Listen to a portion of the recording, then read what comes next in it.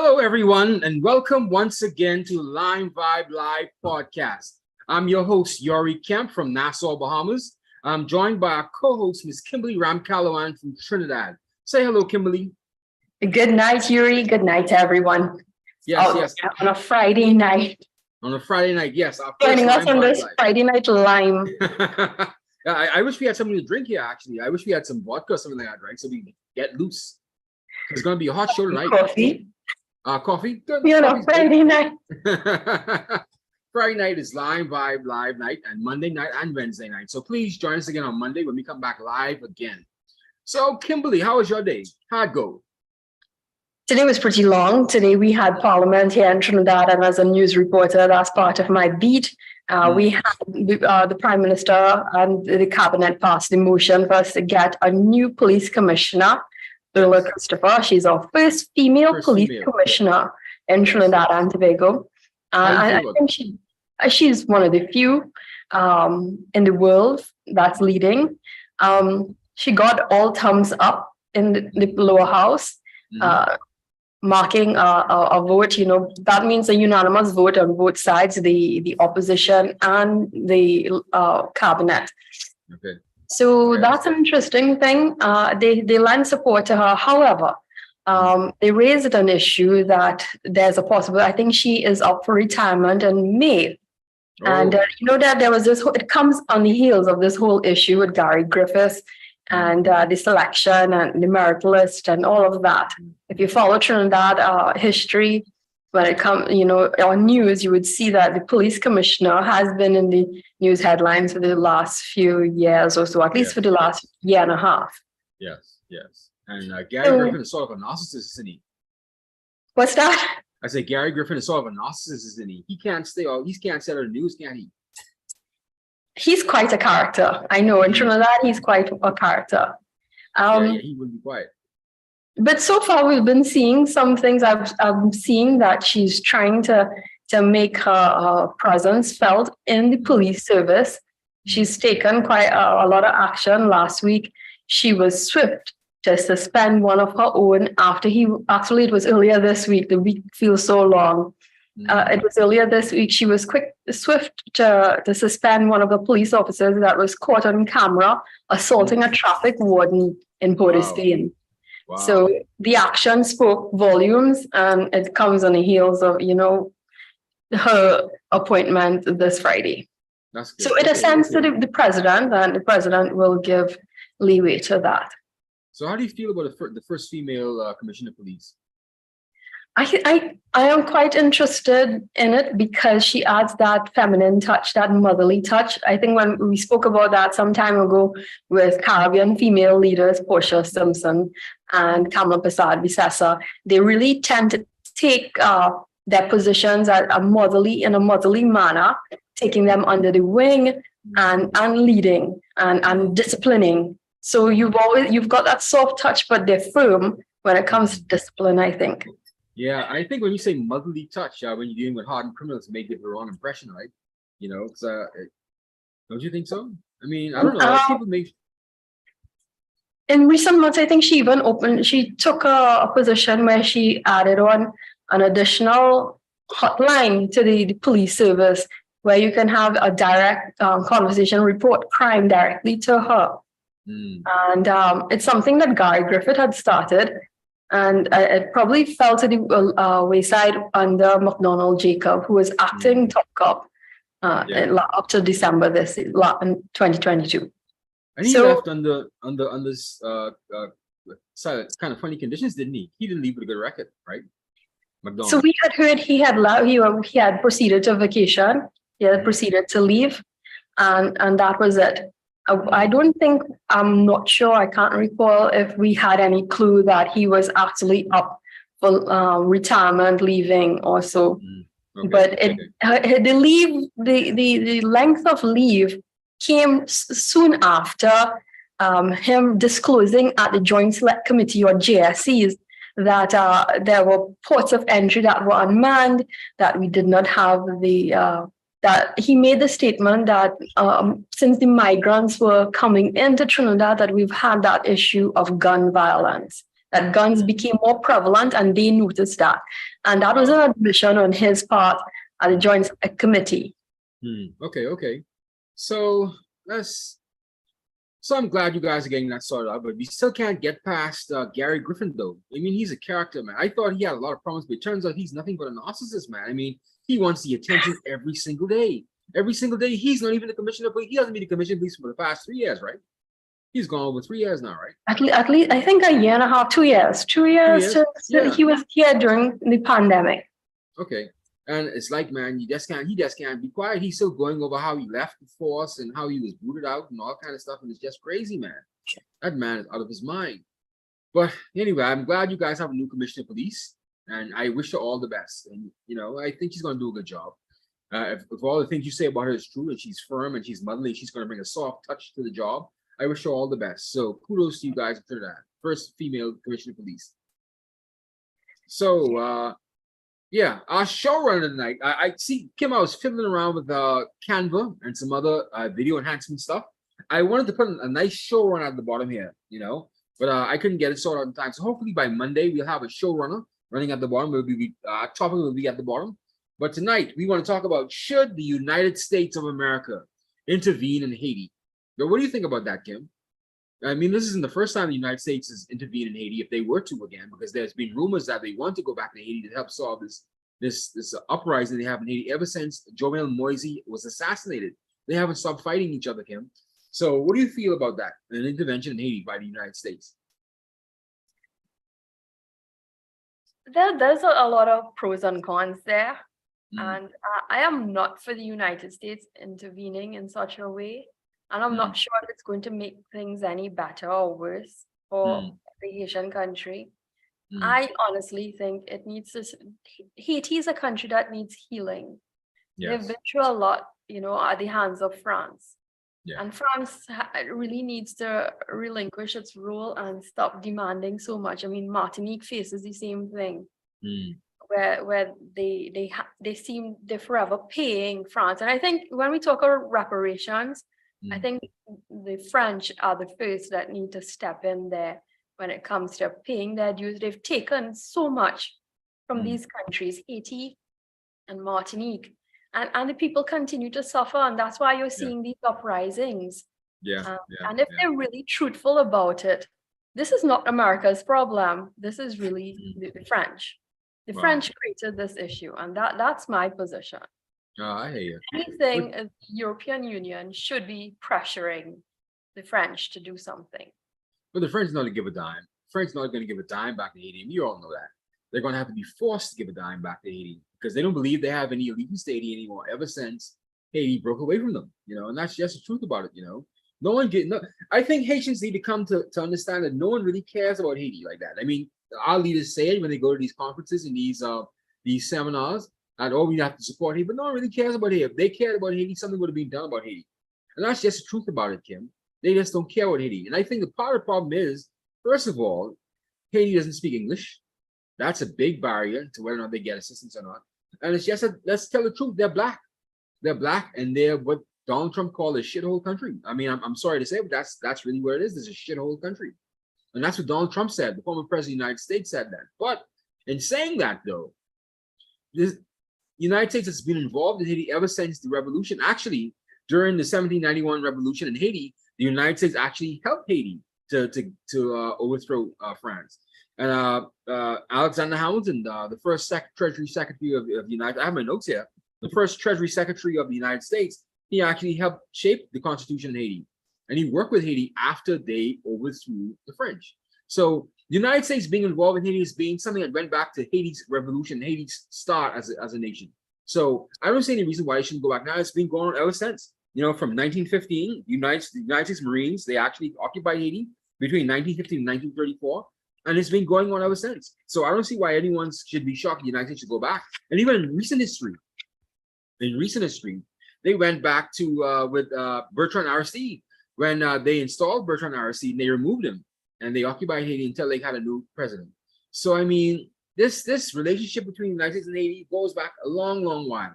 And I don't see any reason why, under these circumstances now, why the United States shouldn't go back to try, you know, calm some of these unrest. especially after Jovenel Moise was assassinated. They know Haiti can't really do all the things that a regular functioning democracy can do. They're poor, they're blighted, and the democratic institutions are afraid. They should really go back and give a hand. That's my point. That's what I take from it, man. I'm in a Haitian group, and they are mulling the same conversation whether or not the United States should go back into Haiti. And some of them are American Haitians, and fair enough, they're looking at Haiti from a different perspective. But at the same time, too, they need to come back and help Haiti themselves. They just can't be thumbing their nose or looking down at Haiti from over there and say, "Oh no, the United States need to go. The United States come back there." No, they need to do something about their own country. That's my take on it. So anyway, my thing is, it's not going to get any better by themselves. They clearly need intervention. They clearly need help. And I think the United States is just the country because the United States has taken on their role as being the leaders of the Western Hemisphere. And this is their neck of the woods. This is their backyard. And no one should intervene in Haiti. They wouldn't want China to come in there and do it. Would they like China to come and do it? I don't think so. What's the Chinese presence in Haiti? I'm surprised they haven't gone there. I mean, they've made their presence known right around the Caribbean. Yeah, in Latin America. Yep. I don't know what's going on. Maybe they just don't see any value in Haiti because they're black. They're just too poor. But Haiti has, to me, Haiti has so much culture. It's rich in culture. It's rich in the island itself. Once developed and everything, it is a beautiful island. Yeah, yes, it is. It is, especially A lot the of northern part. artists coming out. I mean, we have Licky Tiki, the performer with Cass singing Licky Tiki, and I think it's up for a Grammy this Sunday. Yeah. Okay. Really? Yeah. Okay. I think it's Jay Perry. Okay. Yeah. Jay Perry. Yeah. Okay. He has Haitian roots, and they've got artists, and so I think it's a Haitian producer and singer, Michael Braun, and so yeah, both Jay Perry and Michael Braun collaborated with Kes Band for this song, and it's up for a Grammy this Sunday, and I think it's global music. Oh, I wish them all the best. When we think about Haiti, you think of their music, we think of their food, we think of their rich heritage and culture. Yeah. And I mean, Haiti has made its place in Caribbean history as, becoming that first country that how was it? That attained independence, and Yes. so we cannot diminish that, and I think they have that power and ability to rise. I think the worst that happened to them was when that earthquake, occurred in 2011? Yeah, 2011. Yep. Right. And, since then they have not been able to catch themselves. You've had people trying to assist, but it's really a sad state of affairs, and it has affected their neighboring countries. Every day in the Turks and Caicos, you have, sloops arriving. And they endanger themselves by, trying to escape poverty in Haiti. And they go to neighboring islands.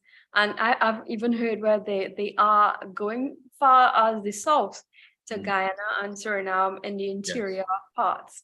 That has been an interesting development. So you're seeing Haitians down south as well. Yeah. And apparently they've been going back to Brazil, as far down as Brazil, actually, because that shocked me when I found out that, some of the migrants that were trying to enter in from Mexico up into the United States, they've come from as far as Brazil. And there's a Haitian population, a significant Haitian population in Brazil. Who would have thought that? And they're far down as Brazil. So yes, there are people all around the world, man. Just like Venezuela is now leaving Venezuela and going to every particular country around the Caribbean and Latin America. Haitians have been doing that. And it's a shame, man. Like you said, they're the first independent Black nation in the Western Hemisphere. They should be a lot further. But a lot of people don't talk about this thing. I'm a spiritual guy too, A lot of people don't talk about the Obe, If they, I'm serious. If we talk to any person who's over the age, I would say 50, 60 years old, any adult Caribbean person, they would tell you that Haiti needs to stop dealing with the Obe, dealing with the witchcraft. And I know that sounds kind of racist and kind of discriminatory, but it's true. They believe in it and they worship it. And if they turn to the one true God, then things will work out for them. That's what I think. I know that's an issue in the Bahamas because they've got quite a few over there. And there was that issue when Dorian was over you guys, how it affected that community. You know, Dorian was stuck for how many hours? Yeah, for a whole day. In one spot, and it was devastating to their community that was clustered in one area. Yes. And you know, in Turks and Caicos, you see them, you know, they practice their beliefs. And you hear the natives or the residents there always talking about something. If you follow the Bahamian culture too, you always see that someone's always posting something. They open their front door. What's there? What's that? You know, you go to the office. What happened? Yeah. I'm seeing a lot of. Yeah, I'm seeing. Trinidad has that as well, huh? Trinidad has that as well. Yeah, they call them jumbies, right? You gotta Some deal of with us laugh. Yes. My goodness, yeah.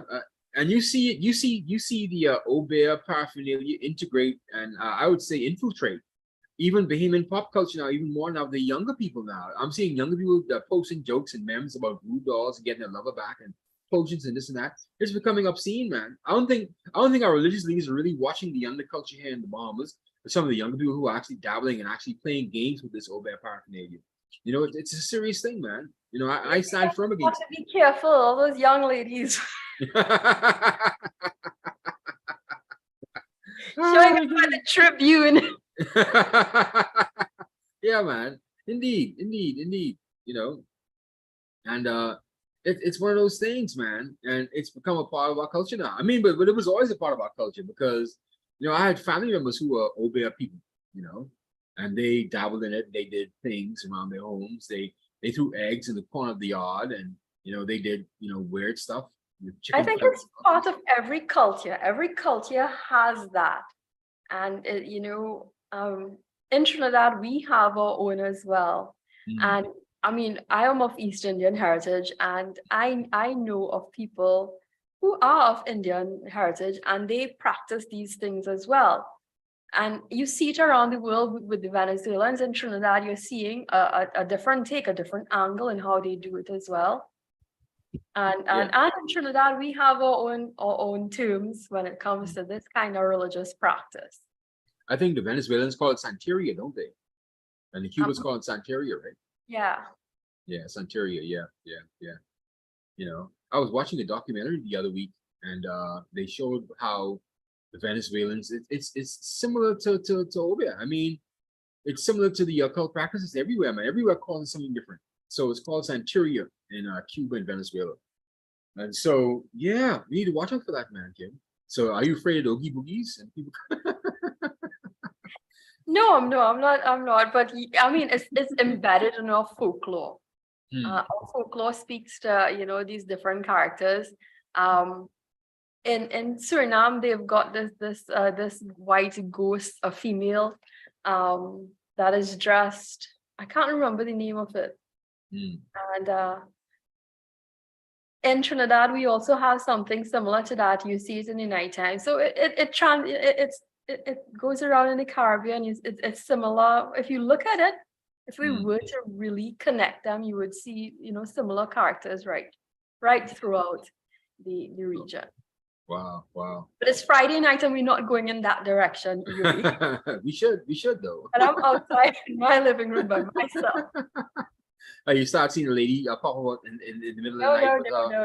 No. I'm just teasing. We had a recent case out here in the Bahamas. I think it happened about 3 years ago, where a lady was found on someone's yard with the Bible, and she was in her, you know, her cloak and her white cloak, and she was doing all sorts of prayers, man. And you know, the person came out and they were kind of stunned by it. Said, "Why?" It's a Haitian lady. Said, "Why were you in my yard?" It caused a huge situation there, man. And people were scared. You know, all the holy rollers here, they came out. And he said, "Oh, it's over. Oh, Haitian women come to obey in your."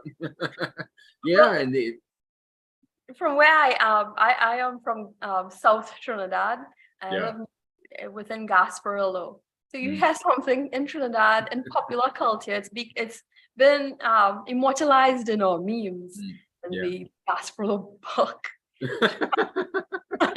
When COVID came around, they would use a clip of the guy saying all the things that he tried. I tried blue soap, I tried this, I tried that. Yeah. And they would liken it to, you know, being the cure for COVID. So those things, It becomes part of our culture, and Trinidad, our nature, and I think it's Caribbean nature to make a joke out of it and laugh about it. Yeah, it is. Well, don't be afraid, no, but once you believe in the one true God, there's nothing that can happen to you. There's nothing anyone could do to you or about you once you believe in the one true God, Jehovah Jireh, Jehovah Rapha, Jehovah Nisi. And I'm going to church on Sunday, right? I'm going to hear all these good stuff, man. I'm starting to like church talk, and all the things they say in church, I'm manifesting my walk. Bishop Yuri Camp soon. I know you have the dancing bishop in Bahamas. Ah, yes, Lawrence Rose. Oh, we love him. We love our Lawrence Rose. No one could touch our Lawrence Rose, child. The singing bishop, Lawrence Rose. I saw him live for the first time. It was last year around November. The first time I saw him live, man, he puts on a show. He's amazing, He's a very entertaining person, man. He has a way of incorporating the news as well. So he should. Yes. One of those talk shows. You should bring him on as a guest, as a side guest. Yeah, I will actually. I will. The invitation is open to anybody who wants to join LimeVibe. I could get Bishop Rowe. I could get anybody actually. So anybody come on. So I'm gonna look for Bishop Ryan, and he would come too. He's a very affable person. He's a very affable, fun-loving, approachable man, and I think he would do it with us. He would do it on a Sunday afternoon. Talk to Bishop Rowe after service. Yes, he would do it. So man.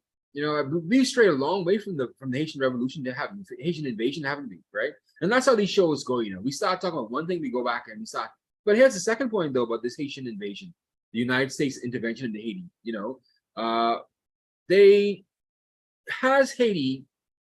Was the Papa Doc regime the worst thing to happen to Haiti? Do you think so? I think it was, because he set that country back hundreds of years, because Haiti was flourishing before he came to power. And then he got into his obscene obsessions with Haitian culture and Obeah and witchcraft himself, and he started to turn oppressive against the people. But here's a thing about Caribbean history that people don't talk about often, that between 1950 to about 1991, the United States and Russia was fighting a Cold War, and they were fighting it all around the world, and everyone knows that, right? But some of these dictators that even you find offensive and brutal and cruel, they were actually installed and upheld by the United States because the United States was fighting communism. So they would prefer a dictator in place rather than having communism infiltrate these countries. So people like Papa Doc, even in our country with our Solomon Pinson, he was captured by the United States, even though people thought, oh no, the United States hated him because he dealt drugs and this, blah, blah. No. He was kept there to keep the country stable so communism didn't filter in. And of course, Solomon Pinson was an anti-communist. He was a very, very staunch free capital person, even though he had some socialist tendencies, but he never gave the impression that the Bahamas was going to slip into communist hands. And that's what Papa Doc did. Papa Doc was a dictator. He didn't care. He didn't give a hell about any particular political ideology. He was who he was, and he was a brutal dictator, and he kept the communists out of Haiti. And by that, keeping the communists out of the Western Hemisphere. The only country that fell victim to that was a few of the Central American countries. And we saw that happen from Guatemala to Nicaragua and even Argentina. They got assassinated. From Salvador Allende to who's the guy in Argentina, Peron. He was assassinated, and there's in one socialism and communism in this side of the world. And even with Chile, with Augusto Pinochet, he was kept in power because he was fighting communism, and that's what happened throughout the entire region. So anytime you think that your country was anything special or different, trust me, the United States has their tentacles in every last one of these Latin American and Caribbean countries. No one's safe. And actually, the United States has tentacles around the world, as far as Vietnam, as far as Iraq. That should tell you, the United States went into Iraq and took over the entire country in the space of about a year. They took over an entire country. I don't think they could take over Baltimore in a year. They can't take over New York in a year, because people will come up with their guns. So that just goes to show you how powerful the United States is. So people should have respect for the United States power. But in saying that, though, the Reagan administration had to come in and force Baby Doc out of, Papa Doc's son, Baby Doc. They had to force him out of power, where he went to France and he was exiled. And so, I guess they had enough of the Duvalier family. But at that time, in 1986, the United States was starting to win the war against communism. At that time, Mikhail Gorbachev was starting to ease up on some of his communist tendencies. They knew at that time that the communist project was going to fail, all right? And so they could ease off on some of the things, but they had to put the final nail in 1991. The Berlin Wall came down and communism was over, so everyone had a free reign. I think if you realize in that same 1991, 1992, 1993 period within the Caribbean, you'll see a lot of political change around that same time, from Grenada to the Bahamas to Trinidad and Tobago. At 1991 to about 1993, 94, there was a lot of political change. Some of the leaders who were in place, they started to change their talks because the United States wasn't so hot behind them after a while. And that's happened with Haiti. And they just dropped the ball with Haiti. After Papa Doc ruined the country, they dropped the ball with Haiti and they stopped bothering them. You know, that's sad. So the United States is culpable in some of this. And while I agree with you that France should come back and pay some reparations to Haiti, of course they should. The United States has much more to do with Haiti than anybody else right now because of their recent interventions into Haiti. So what do you think about that, Kim? But you mean, I mean, Papa Doc had the issues with the Americas' influence with the Dominican Republic, and I think there was always that contention. We also have to talk about that. And lately, you've been seeing, you know, the revolutionists and what's happening in the country. They look like the men that are really committing these crimes. The attack seem to be. They aren't Black people. They are of different race. Really? And, yeah, if you look at it, so you want to know what's really happening with the Dominican Republics, and if they're saying, okay, we're fed up with what's happening, so probably something needs to happen next door. You know, with those coming across, and they've always had an issue with the Haitians that's on Hispaniola. So I think we need to look also next door.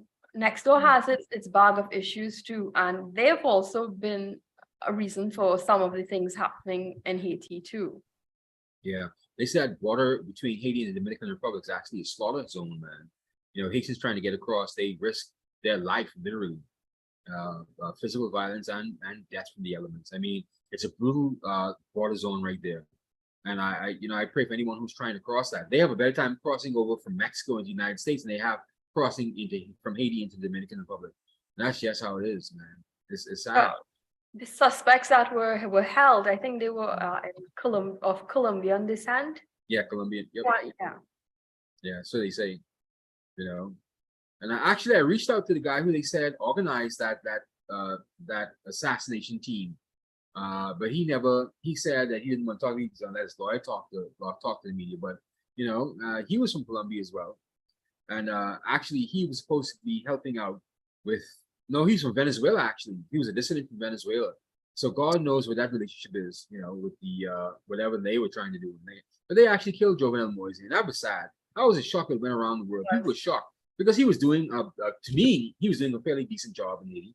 There was no reason to assassinate that man. You know, they killed the whole man, and he was doing a fairly decent job, better than what Bertrand Aristide and Rene Duval was doing, and sure enough, better than Jose Martelli. Better than Martelli. What's his name? Martelli? Michel Martelli? Yeah. He's a good dancer, but he was a good president, you know. To me, he was a very nice guy, and I mean, when it came to correspondence with CARICOM leaders, he was one that was, I think, quite welcoming with discussions and CARICOM, and getting that support from the region. You have to give Michel Martelly that much, you know, during his tenure as president. Yeah, he was a good diplomat. I give him that. I think because of his life as an entertainer, you know, he knew how to entertain people, knew how to, you know, get along with people, know how to make people feel good. Yes. But when it came down to administrating policy, you know, it was a lackluster, you know, administration. And you talk to any Haitian, they would say the same thing. They love him as a person, they love him as an entertainer, but he wasn't a good administrator, man. You know, that's just how it was. And that's where the void came in for Jovenel Moise to come in and to bring some structure to the country. And, you know, they don't want structure. You know, they haven't been used to that. This generation of Haitians that aren't used to structure. And that's just sad. You know, they don't understand that democratic principles need to prevail. And that's just the case. You know, it's going to take a while before that country starts to understand that some of these things are in place for a reason. You know, the Constitution is in place for a reason. These political policies in these democratic institutions are in place for a reason. The Supreme Court is in place for a reason. You fight in the courts and you fight with your government, your representative. You don't overthrow the country. You get used to some structure, and they have to commit to the structure. And I think the only thing they could do. That's what I'm saying. The United States has to go back. I think I'm in favor of the United States going back. Actually, it's going to be ugly scene, but I believe that the United States should go back and try to set up some semblance of order and peace inside Haiti. And the current Prime Minister Ariel Henry, he's totally lost control of that country. I mean, it's obscene how he's still left in power. But the election is going to be sometime in November this year. I've been told, and I've been speaking to a political candidate, Jude Ellie, and he seems confident that he's going to win. He's an engineer. He's living in the United States. He's been gathering up his forces, and he's coming to to help Haiti to get over the Jovenel Moise Ariel Henry regime. And so I wish him all the best. But there's a long road to track. There's a lot of work to be done. And I'm not hearing about anybody else who's planning on running. But I wish them all the best, because it's going to be a lot of work. You just can't go into Haiti now and say, "Oh no, I'm the president now," and look at me. No, you have to roll up your sleeves. You have to get to work. And if that means getting some intervention, some help from the United States, you have to do that, man. Don't be ashamed. You need help. You need help. You need troops. You need troops. You need people to help you secure the border and secure some of these institutions in Haiti. Ask for the help. It's only for a short while, but I know why everyone's afraid, because they say it's going to be for a short while, and it doesn't end up being a short while. It ends up being a very long while, because when you let the United States in, or any occupying power in, they tend not to want to leave. They take control of the country. And so I can understand why the reluctance. But it happened. I think they had attacked the U.S. embassy, and I think they had even suggested that their staff leave. They had evacuate. So I'm not too sure about, it's going to be painful, and there's going to be, I'm sorry to use this term, collateral damage. If you don't want that happening to your people. No. So America has to keep that in mind. I have to admit that I am not a history student. So when it comes to history, as a reporter, I'm now learning and grasping bits and pieces here and there through reading and following Wikipedia. So I'm no expert here. Yeah. Go to Wikipedia. Wikipedia. People diss Wikipedia, but it's a good starting point. You get some ideas, you get some notes, and you can speak from that. I'm not against. I'm not totally against Wikipedia, man. Go to Wikipedia, scribble down some things, and go to the next point. That's reading. You're truly reading books and familiarizing yourself with history and to really tell these stories. Yes. Caribbean. I think that's what we need. It is. I'm going to tune into the Grammys. We say Sunday, right? Yeah. I'm going to see if that Luke, just John Perry, you say his name was? Jay Perry and Jay Perry. Yeah. I'm going to tune in and see if he actually wins or places or something. I'm going to tune into that, man. Because thank you for letting me know that. Well, I mean, Carnival is here in Trinidad, so Cass, his music is popular here at this time of year, and it's playing. I mean, even though this song is quite Liki Tiki is a mellow vibe, it's mellow, but has some. I think it's quite groovy. Okay. So normally we would have had the groovy soca monarch. I think that would have been a contender there, but that's not happening. So groovy soca is a thing in Trinidad? Yeah, groovy soca is part of the soca monarch. I think so. You have a groovy soca monarch title, and you have you will see something road march. Road march is usually the song that plays the most on Carnival Monday and Tuesday, and there's some people say that's rigged in a sense. It's how much your DJs play, and they play that song every time they're passing the stage in front of the judges. So that's another thing. So I say it's rigged. Oh, so you got to pay the DJ. Pay over. Yeah. So we're thinking Bungie might win this year with his song. Okay. I was a fan, even though Cass has been around for a while. I was a fan from when he sung Savannah Grass. That's a very catchy song. Savannah Grass. I love that. I think it triggered that nostalgia for that year. Yes, yes, So yes, everyone was really enjoying that. And the way he yes. did the video, and I think he used it as a tribute to his dad who had passed on. So yeah, Mm. everyone really, Okay, okay. praised that song. 2020 He's was on my the last road march, and I think it was, I can't remember the title. Yeah. okay. He's on my WhatsApp. And he sent me something yesterday. I think it was that same song. Let me go back to see what Cass. Oh yeah, Jared Keats. Keats. Let me see what he sent me. Not that. Sorry. Yeah, yeah. He messages me every now and then. I think I got his contact from you actually, because I wanted to find out what was going on with the carnival last year, and I wanted to know how he felt about carnival coming back. And so, yeah, Kess, that's good. So I'm gonna look up that song, and I hope Jay Perry wins. Just for the Caribbean vibe. I hope he wins. But yeah. So that's where we are with this, man. So right now we're looking at a situation here in full, but everyone's looking at Haiti once again, and everyone uses Haiti as a talking point when they go to these conferences, and no one's really doing anything. CARICOM really isn't doing anything, and it's sad. I don't think they can do anything. The last time I heard it, UN, United Nations had declared this decade the decade of people of African descent, which Yeah. comes to an end next year, I think, 2024. Oh, And woohoo! Yeah, good for them. but it's going to continue, but they created a permanent forum Mm, for representation at the United Nations level. mm, And Frantz Fanon's daughter, she echoed the call for more to be done. I mean, her father is from Martinique descent. mm.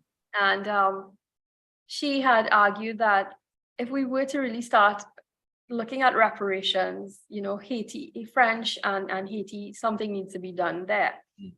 And, in order for, she's really calling that, the debt that France has collected, while at the same time they're being hypocritical and asking for sovereignty of Haitian people, but they still have control over their Yes. finances, over their food resources. Yes. That's France for you. But she, however, she raises an interesting point that she is saying she does not want the US intervention because she is afraid of it becoming a 53rd state of the United States, just like Puerto Rico. Trust me, United States don't want Haiti. Yeah, the Americans don't want. Trust me, the Americans don't want Haiti. I could assure you of that. So there's not going to be any, United States annexing Haiti and becoming a 53rd state. You can forget that. They don't want Haiti. I don't even think the United States really want Puerto Rico to that extent. They only kept it for security reasons. But if they had their others, they would chop Puerto Rico off and let Puerto Rico go its own way. But it's just now the Puerto Ricans don't want to go back. They don't want to, give up their United States benefits. And I don't blame them. I was in my political science class when I was doing my undergrad in St. Thomas in Miami, Florida. And, me and my arrogance, I was kind of, my arrogant self, right? I was like, why don't the Puerto Ricans want their independence from the United States? And I wasn't thinking, and this is the United States. Who would want independence from the United States? And forget all and give up all their benefits. I'm such a fool, right? Why would you want your own independence from the United States? I could see it was from Britain or from Spain who wasn't taking care of you. But why would you want to give up, Walmart? Being able to travel back and forth like an American citizen. Why would you want to give that up? And my arrogance, I was saying, oh no, they want their own independence. No, they don't. They want to be a part of America. They want to go to New York just like anybody else, without any kind of extra scrutiny, being looked at and being frowned upon. They want to move back and forth throughout the United States just like any other person in the world. But after Maria devastated them, in 2017, though, they had to beg for help, and you saw the treatment that was meted out to them from the then President Trump, and the idea of just throwing toilet paper to them, that was something so big. But they're still trying to catch themselves from Maria, and infrastructure has been devastated. For a long time, they had done without electricity in some parts. Yep. It's a matter of rebuilding. Yep. So when you look at America, being part of America, what help have they really offered to their own? And I think there's this argument that sometimes they even forget Puerto Rico is theirs. They okay, it's conveniently theirs. Similar to Hawaii. You see them, what they do with Hawaii. Yeah. So I am not too, thing about, America intervening with Haiti in that way or taking them over. Even though, she makes mention of that, Franz Fanon's daughter. Yeah. And then I think she had even at the forum, she had spoken about, how America is dealing with their own Black people. George Floyd was the biggest contention, police violence, and that hasn't changed the world and how America views, their own people. Yeah. So what do you think they're really going to do with Haiti? Yeah. But she also to me she made this call and at the forum, Pan-Africanism, the argument of Pan-Africanism, it's collective people coming together and really standing up for their own people. Yeah. Where does Pan-Africanism come into to Haiti? And I ask that. What do you think about that, Yuri? I know you're vocal about Africa, and especially after Miomo Motley, try to make that connection. Yeah, my views about going back to Africa is very, very stark. The Africans keep the Africa. I'm going to keep my Bahamas. And I hear all the Rastafarians and all these people. Oh, let's go back to Africa. Let's unite. And these people, they're so crazy. They're so crazy, right, Kim? Do you think that the ancestors of the people that actually sold us to the Europeans are going to welcome us back with open arms? Let's be real, man. Let's get serious about this, man. They were the ones who actually sold us to the Europeans. And this is how we got here. We got here by them selling us as slaves to the Europeans. So you think that when we go back there with our sophisticated stuff, we're going to be welcomed back with open arms? Well, hell no. Hell no. We're going to have to fight. We're going to be back at the back of the line, just how we were when they actually sold us the first time. And you know something? People have this perception that the average African is some, grass skirt wearing, tree swinging, in nincompoop. They're not. They are not. They're very intelligent, crafty, savvy people. They're not some dodos living in the bush, man. You're not just going to go back as Mrs. So-and-so from Trinidad or Mrs. So-and-so from Jamaica. Oh, no, I'm Mr. Hotshot. I'm here back. I'm here now. I have all of this sophistication from the Western world, and you're going to let me get my 20 acres of land. I'm going to own this. I'm going to, no, you're not. No, you're not. Don't be a fool. Don't be an idiot. Don't be an idiot. Those people are not dumb. They're not stupid. They sold us, and they're still the same people. The ancestors are the ones who sold us. You think they're just going to let you walk back into Ghana or Nigeria to own anything? Think about that. Think about that. This Pan-African garbage, this nonsense. No, your home is here in the Bahamas or Jamaica or Trinidad. This is where God put us, and this is where we are. Embrace it. But something, you can go back to Africa if you want to, all right? But I prefer to deal with, Joe Biden and Donald Trump all day, every day, trying to go back to that, over there in Africa. I'm serious. I'm here. I am a Bahamian. I am not no African. I am a Bahamian. I think that's you being on the northern side of the Caribbean and being in proximity to America has influenced you too much. You think so? I don't think so. I think. I use my brain. I think. Why? That's the thing, Kim. Why would you want to go back to Africa? And you have a home here. Why would you want to go back to Africa? Who cares? Who cares about this red, red, yellow, and green? Who cares, man? Go on. You think they're gonna let you back with open arms? With your raspberry and dreadlock smoking marijuana? Of course not. Don't be an idiot. They've been open to us scholars in the Caribbean. Walter Rodney was one of them. Mind you, he died while doing his work here in Guyana, just being himself. But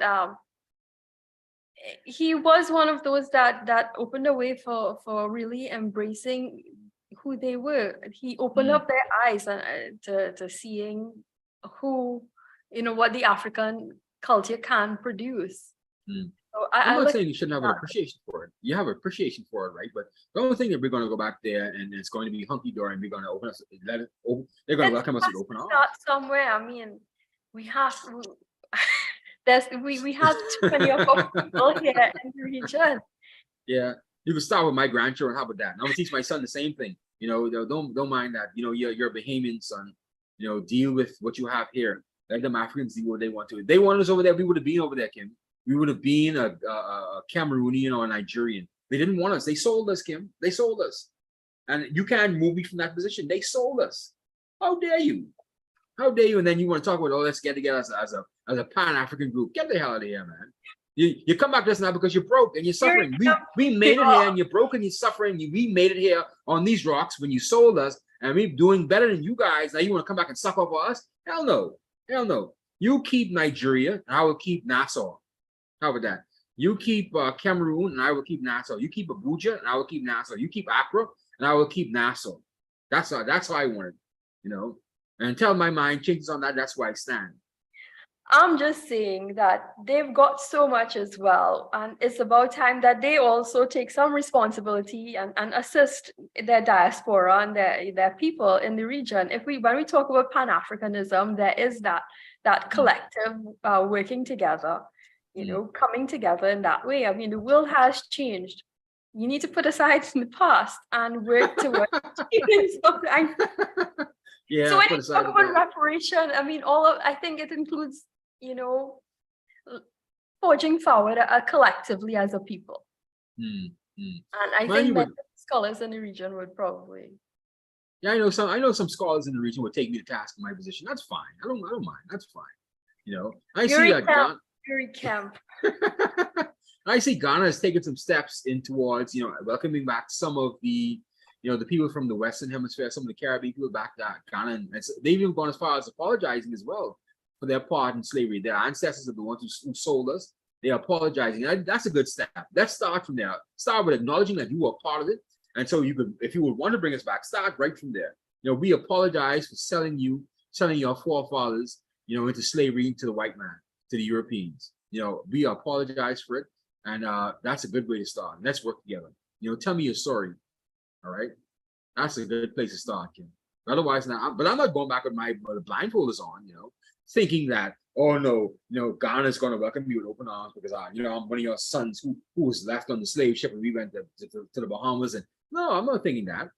I'm not thinking that there's some idiots, you know, swinging from trees. They are sophisticated people. They are smart, intelligent, and crafty people. You know, I saw what, you know, the erstwhile Mia Marley did when she invited them to this conference in Barbados, right? You know, to me, I think that's a Trojan horse. That was a huge mistake because they don't know what these people are up to. They don't know why they want to join with us now. They don't know. They don't know if Russia's behind it. They don't know if China's behind it. Mind you, she's a smart woman and they're smart people. But yeah, but you don't know. These are the people who sold us, man. They're not dumb. Are you insinuating that Mia Motley is being influenced by the Chinese? I'm not saying that. I'm not saying that at all. I'm just saying you don't know why these African countries want to come back and want to do business with us now and give us all this money, you know, invest in all this money with us. Come on, man. When sense was the last time you went outside your house, Kim, and someone said, oh, no, Kim, I got this $100 for you here. See it here. When was the last time anyone ever did that for you? Be truthful. Be honest. Never, right? and if they have as a woman, what would you think? They would want something from you, right? Yeah. But I mean, Trinidad is, you know, we have Republic Bank. Republic Bank has set up shop in Ghana. And they've got all Caribbean people there. I think Ray is over there right now. And there was so yeah, Republic Bank is in Ghana. And that shows that the Caribbean is reaching out to them. Yeah. I spoke to a tea maker, Mark Dalgetty from Dalgetty Teas, actually. He lives in the United Kingdom. He's a Guyanese, and he grew up in Guyana, but he moved back to the United Kingdom, and he has set up a wonderful tea company that's grossing $5 million a year. You know, that's significant for a Black, you know, Caribbean person living in Europe. And he has set up shop in Ghana. And actually, he's in Ghana right now trying to set up a network in Ghana to try to export his teas throughout the African Union. And he says that the African continent is the biggest growth market that he sees right now, bigger than the United States. I said, wow, that's good for you, man. You know, I'm glad to see him making a mark in Africa. You know, I'm happy these people can actually do it. And I hope he doesn't get his shirt taken off his back and thinking that, you know, oh no, it's going to go all smooth. He seems to be a sharp man. Mark Dalgetty. Research Dalgetty Teas. And he's not sponsored the show by any stretch of the imagination. But I love speaking to him last week, and he was a very insightful and brilliant man. And you know, he's setting up this network, and there's not often you see a Black entrepreneur like that, you know, making a dent in Europe and going around the world, taking his teas around the world, you know, taking his business around the world. You don't see it all, you know. And so I kudos to him, Mark Getty, kudos to him. But in saying that though, I'm not going to use one case to say, oh no, it's open season for everybody else. Everybody else got to work. So with that being said, Kim, the African XM Bank, they're promising money to the Caribbean, which is fine. But what are you promising us for? What are you trying to do? Who's working behind you? Because you don't have no money. If you had money, you would have given it to Chad. You would have given it to Niger. You would have given it to where else is doing crappy? The Congo. You would have helped the Congo. So why you want to come in and help us? We don't need your help. We got Chinese money. We got American money. We got European money. We don't need no African money. Help your own countries. That's what I say. Anyway, that's my flooding rant about the that's Yuri Kemp. I see that's Yuri Kemp, but I just shake my head. It's a lot of hate, huh? What's that? There's a lot of hate, huh? It's not really hate. It's just being a realist, man. It's just being a realist. I mean, I look at it. They've got the brightest people. If we need to look past a lot of things. Africa has a lot to give to the world, and I think the notion of it needs to change. And I think we are only stronger together. And I think if Africa were to join with the Caribbean, there's great potential for many things. You're seeing them differently. You're looking at them through some probably tainted lens. Oh Lord, tainted lens. Kim, that's what you're gonna say? Tainted lens, really? Tainted lens. Oh, really? You say I'm looking at them in a jaundiced view. Man, Kim, I mean, I'm just being real. They've shared the similar, with colonization and what has happened and how, the Europeans have even, affected Africa and what they've done. Yeah, they did them dirty, man. Now, after they sold us and that the Europeans came back and did them dirty. After they sucked all the able-bodied men and women out of Africa, and they set them up to fight each other, and they chopped it up. And that's why Africa is really suffering. And I hope they can rebound from it, man. If there's one bright spot in Africa is Paul Kagame in Rwanda. He's trying his best to put his country into the 21st century. And kudos to Paul Kagame, man. Because he's the one bright spot in Africa that we could say he's leading a successful transformation of his country. From where they came from with that Rwanda genocide in the 1990s, that's been leaps and bounds from what people have been saying, what reports have been saying. And I would actually like to visit Rwanda. I would like to go there and see what it's all about. Not from a nostalgic point of view or say, oh no, it's back to Africa. Hell no. I just want to see what the kind of transformation Paul Kagame has done in Rwanda. I would like to see that.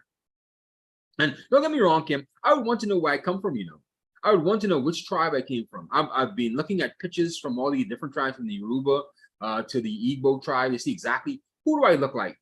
The Fulan tribe, who do I look like? Oh, that looks like my cousin Gary, or that looks like my brother Gary, or this and that black. I would like to know where I come from, but I don't have that luxury. Thank you, my African brothers and sisters. So I would like to trace my roots back one day, and I will when I get enough money. But at the same time, too, I'm not going back there and thinking that, oh no, they're going to welcome me with open arms and it's hunky dory. I should just go back and say, oh no, it's a whole love fest, and let's sing kumbaya around the campfire. I'm not going back and saying that at all. Like you say, but that's just me. I'm looking at tainted views with tainted glasses. But whatever. I'll go to my grave as a crotchety, bitter old man that I was sold by my brothers and sisters. Hey, brothers and sisters, how you guys doing? Kim. Well, at the same time, you said, I'm not going to go back to India. I mean, people tell us here in Trinidad, why don't you all take back the boat back to Calcutta and things like that? But Trinidad is my home as well. And all of us are mixed in the Caribbean. I mean, you all are in the Bahamas. I'm sure you all have some bit of the indigenous people. What's the Tainos, or how you pronounce Tainos and the Lucayans and Arawaks. Yeah. No, actually, the Spanish killed them all in these islands. They killed them all. Only in the southern part of the Caribbean, they actually have Arawaks and Tainos. But from, I would say, Jamaica going northward, the Spanish killed them all. I still can't believe the Spanish killed them all. I can't believe that the Spanish came here, met these beautiful, peaceful people. They killed them all, Kim. They killed them all. And only through the strength of God that the Africans survived these islands. Only through the strength of God. And they killed them all, Kim. Don't you find that amazing? The Spanish conquistadors came in and killed them all. I think what saved them in Trinidad is that they were able to go back and forth to the mainland Venezuela, South Yeah. America. And that's how what they were able to do and keep themselves resilient Yeah. and continue on. In the Bahamas, they didn't have the luxury. It's either that or going to the mainland North America. And of course, the tribes in North America from all those different Indian tribes, Native American tribes, they were fighting with one another as well. And so, they weren't taking any outsiders. They were killing them too. So, yeah, they had nowhere to go, Kim. They were slaughtered on these islands one by one. And actually, when the Lutheran adventurers came in the 1700s, they only met one Lucayan woman throughout this entire archipelago of islands. They met one Lucayan woman. And that was it. After the Spanish, they landed in 1492 with Christopher Columbus. But some people say he's fake. I don't believe he's fake. You believe that? They say Christopher Columbus is fake. They say he was a figment of someone's imagination. He was a character created. I don't believe that at all. Yeah, no. I mean, we have statues of him in Trinidad that they're calling to be pulled down. Yeah. Trinidad.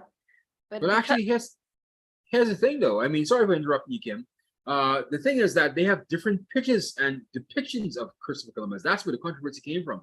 Everyone has a different depiction and caricature of Christopher Columbus, and that's why they're saying, "Oh no, he can't be real." Why is there so much disparaging pictures between him? This one looks like this. This one looks like that. This one's a little fatter. This one's a little slimmer. This one has a longer nose. This one has a shorter nose. Like no one has a clear-cut picture of what Christopher Columbus actually looked like. So that's why they're saying it wasn't a real person. His weight, he probably got scurvy. Yeah, I know, right? Yeah, he had to be a real person. Like, come on, that's a pretty big hoax, And actually, they said that Christopher Columbus was a black man on the ship. There was a black man who actually saw San Salvador the first time when Christopher Columbus got lost, or when the ships from Spain got lost. There was a black man who was sitting on the perch on the birds on the what do you call it, the bird's nest on top of the ship. And it was actually a black man, a black sailor that saw the land. I can believe that, I can believe that. But here's my theory on Christopher Columbus, though. I don't believe he was lost. No, I don't believe he was lost. I honestly think so. I think he was really trying to conquer the world in some way. As I said, he was really looking for India, and he came to the West Indies. And here's my theory. Hear me on this, right? I don't believe he was lost. I believe he lied to those people. He lied to his financiers that he was going to India. He knew that there was something else on this side of the world because he wasn't a dumb man. And he traveled around Africa, and he heard the stories about the Africans traveling back and forth to this new land in the Western Hemisphere. He just told them he was going to India, but he had all intentions of staying as far as he could west until he ran into something else. I believe so. He wasn't lost. He had all intentions of coming here. But he doesn't know what he's going to find. He didn't know how he was going to get here, but he had all intentions of not going to India. He had all intentions of sailing straight westward. I think so. I really think so. Because who would be that psychopathic to say they're going to India and travel this way? Who would be that psychopath? Changing History by Yuri Kemp. Yeah, I mean, let's think about it, man. Let's think about it. I think he didn't know where he was going. He was lost in that sense, but he had no intentions of going to India. No intentions whatsoever. He always had intentions of sailing as far west as he could, and he was on a psychopathic trip to go as far west as he could. And he came across the Americas. That's my take. And they could say what you want. Fine, that's fine. No problem. But that's my take on it. He wasn't lost. I have a friend who is a history teacher, and I'm going to ask her to join us and give us a crash course in Caribbean history. Yeah, to teach an ignorant buffoon like me, right?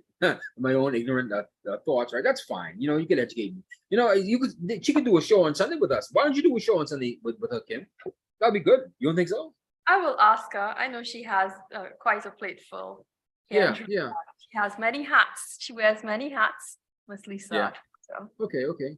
That's good, man. Do a show with her and see what she has to say for herself, man. I like that for the show. Give us some culture, some class, some pedigree for the show. She's going to really question you, and she's going to shut you down, and she's going to be like a teacher like Natia and say, "No, Yuri." Oh, she's mouthy, huh? She's mouthy. That's fine. She's allowed to talk. I love free speech. I apologize, Miss Lisa, if you're watching. Yeah, Miss Lisa. You're welcome, Miss Lisa. I don't mind being shut down. I don't mind being wrong sometimes. It's free speech. And this is what LimeVibe is about, free speech. You can say whatever the hell it is you want here. This is open season. That's once you don't lie and slander anybody. I don't encourage that, but You know, if you have a weird theory or you have a way of looking at the world or you have a way of looking at an issue, you can free to say it. Just don't lie on anybody, man. And I think we need to learn that, you know. So yeah, Kim, set up an interview with Miss Lisa. She's a history buff, or she's a history teacher. Set it up, and then we'll take it from there. You know, and send me the file, and then we take it from Many there. different people in the Caribbean and their influence in the region. She's Hmm. of American descent, and I think I spoke Okay. to you with Americans in Trinidad. They were Yes, yes, yeah. African soldiers that fought in America, and for fighting the British, I think they were given granted lands in Bermuda and Trinidad. Okay. Are these the equivalent of Buffalo soldiers in Jamaica? Um, Africa? Buffalo soldiers? I can't say. I won't put it at that. But Hmm. there were soldiers that fought in was the Civil War of 1812. Hmm. I stand to be corrected, Hmm. even though Okay, she okay. said it many times to me. Okay, okay. But yeah, so set up with a man. That's good. Yeah, we keep straying away from Haiti, man. You know, but You've been around the world and you've returned to Haiti. yeah, we returned to Haiti, man. You know, we went off to my prejudices and my hatred for the African continent, to some extent, my disdain for African culture. You know, even though I'm a black African, you know, but fair enough. But yeah, you know, my thing is apparently the Duvalier's grandson, Papa Doc's grandson, he's going to get involved in Haitian politics again. You believe that? I've heard that. They Yeah, call it yeah, baby doc. yeah. He's big. He's infant doc, I think. His you know, Papa Doc's grandson. You know, I've seen him take some pictures with some people in Haiti, and he's been back and forth there. So let's hope he has a different perspective on Haiti, and he can actually bring some new energy from his perspective, because you know he sat around greatness, he sat around leadership, he knows what leadership takes. And so, you know, I'm not inviting him back by any stretch of the imagination, but if he has an interest, you know, he shouldn't be barred from it. You know, that's my take. And people have responded to him. The Haitians have responded to him, you know, because he has name value. You know, not all Haitians hated the Duvalier family, you know. Not all Haitians hated them. That's the strange thing about it. Some people actually love Papa Doc and Baby Doc, you know. And for whatever reason, I don't know why, he's a little dictator, but you know, he wasn't all hated. But to me, Haiti's recent problems could be led right back to the Duvalier regime. And with that being said, you know, they're gonna have to wipe that Duvalier regime out of their system altogether. You know, these clandestine mobs and these clans, you know, going around, you know, eliminating people who they don't like. You know, that's a culture that's been ingrained over the past 50, 100 years or so, man. And we have to turn the page from that. You know, they have to turn the page from that, Kim. And you know, they may not like me saying it, but yes, I think U.S. intervention is needed. You know, it's needed. You're not going to stop fighting. Ariel Henry has clearly lost control of the country. You know, and you know they can't get it back. You know, they hate me saying that, but that's just the truth. And the United States has done it before. They've installed leadership before. They've had, you know, administrative control of Haiti before. Do it again. You know, and I don't think the Americans really thumb their noses that they look at Haiti as a shithole country. They say, "Oh no, we can send 10 Marines over there. We can take over the country." That's fine. Let's help the people, man. My God, don't keep looking at it. Help the people, because our leaders in the Caribbean, they only could look at it, you know. They only could talk about it, you know. They only could go to CARICOM and say, "Oh no, we got to do something about Haiti." That's all they could do. They can't do a shit. They can't do anything about Haiti aside from talk and use it at their coffee meetings, you know, in these back rooms, and they talk to their erudite friends from Europe. You know, oh, we got to do something about Haiti. You know, oh, Haiti needs help. You know, that's all they do. Just talk. Just talk. They're worse than me. Just talk. You know, the people who could do something about it are actually the United States and Canada. They could actually do something about it. And you know, that's my take on it, man. I am still looking at it from the perspective of CARICOM, and you know, I mean, you say that you know all they do is talk and call for an intervention to you know help restore their parliament and things like that. But if we look at history as to what CARICOM has done to support Haiti in times of crisis, they've often sent their troops. I mean, during the 2011 earthquake, we saw the CARICOM nations truly rally around Haiti. Actually, it was 2010. Sorry, 2010. 2010, yes, because Yeah, I was yeah. with that Sorry. radio. Mhm. And they've also augured for for Haiti's sovereignty, and I think um it's taken a lot where CARICOM member states really look at making a plan for probably Haiti, and providing some kind of economic aid, Mhm. if investments were to be made, because we're the closest ones to Haiti. Mhm. Let's look at CARICOM's involvement at Haiti with Haiti. I mean, they've spoken time after time about a consortium being done to work with, building up its infrastructure, restoring its roads, and investing in education. You've got a lot of UN organizations, but what is CARICOM doing? CARICOM has its organizations, and they can lend a helping hand. And I think that is where we need to stand. They need to really put their words to action, and really Yeah. help Haiti come out of that that misery you would see, where they're losing their people. And Mhm. even those that the diaspora outside of the country need to really come back home to really assist. Mhm. I agree. Like I said, I'm in this Haitian WhatsApp group, and all they do is they talk about the problem all the time. They don't put their money on the ground. There's only one person that I've been seeing, but inside that grouping, well, two people actually. This same Haitian presidential candidate, Jude Ellie, and this Haitian pastor in Houston, who's been helping a lot of Haitians, get acclimated, get themselves sorted out in the United States after they've crossed the border in Mexico. Shad Sears, Pastor Shad Sears, and he's been helping a lot of Haitians in Houston, Texas, after they crossed the border and gotten in, to get themselves off and running inside the United States. So kudos to those two men. They're the only two people I've seen who I personally could attest to that's actually doing something about helping the Haitian diaspora. Otherwise, not everyone's just oh, they need a sense of they're watching Land in the Bahamas. I listen to these people inside this WhatsApp group, and I don't want to insult anybody, right? Because I still need them for information, right? They talk about apportioning off land in the Bahamas for Haitians. Are they insane? You have a whole island in Hispaniola. Are you crazy? Go back to Hispaniola and build that up. Take some land from the Dominican Republic. They stole it for you guys. Don't be cutting off Abaco and Elutra and Exuma. That's ours. That's my things. Nine yawns. But that just goes to show you how some people get their priorities so mixed up. They look at other stuff. The grass is green on the other side. You have a whole country. Go fix that. Yeah. That's not being insulting. That's just being truthful. Yeah. In Trinidad, you're hearing them say, we hear rumors that some Venezuelans say, well, Trinidad is really part of us. Trinidad really belongs to us. Yeah. That's something unfair, I think. Be careful of that, because they're going to start talking about revolution and uprising after action. That's code word. I'm not surprised if you see it in 20 years. They're already speaking, hey, in time, what a parliament is going to look like here in Trinidad. Yeah. But actually, I mean, the killing of the police officers in Haiti, I think, was it last week or? Yeah, it was last week. Yep. Yeah, that has really triggered the interest in more things being done. Mm-hmm.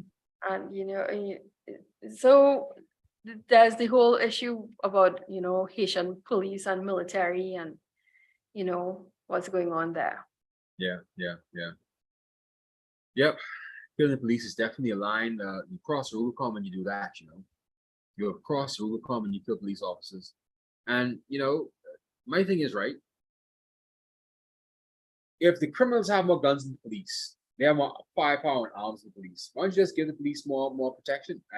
But the police should be protecting people. They should be the ones protecting everybody. So that's why I say U.S. military intervention is inevitable. The police clearly don't have control of the country, and the police officers clearly and the defense force officers clearly need help. With their prime minister, their president being assassinated, the view on the ground is that they do not have an elected administration. Yeah. I'm not sure what's happening with Parliament. So when it comes to their officials, who are there speaking, who is representing the people there, who is going to make the changes. And your defense state is part of that legislature in how a democracy operates. Yes. If they've been rendered helpless, Yes. where does the nation truly stand? Yes. Indeed. And I guess we just have to wait on the election in November then. If that's the case, but that's going to be a whole, 9 more months of bloodshed in Haiti when it could be avoided right now. And they could force an election right now. They could put some stability in the country right now. But is this what Ariel Henry actually wanted? The current prime minister, the de facto leader of the country. This could not be what he envisioned when he wanted power that badly. Because the talk was in town that when Jovenel Moise appointed him prime minister and left him in limbo as prime minister, he actually wanted the top job in Haiti. And so he's been lobbying to be the president or the all-out leader of Haiti for quite some time now. And there's some rumors that he was involved, but we won't get into that. That's just rumors, and I don't think that's true anyway. But in saying that though, this can't be what he wanted. About the electorate, I mean, what kind of electorate do you have in Haiti that is going to do anything? Yes. People have criticized the administration in 2016 and the cadre that won the seats back then, and what kind of electorate really voted for that? So you questioning the validity of your electorate? Yeah. And if it's true, even though they usually say that they've got international observers, I think even CARICOM sends some observers there. What can they say? Yeah.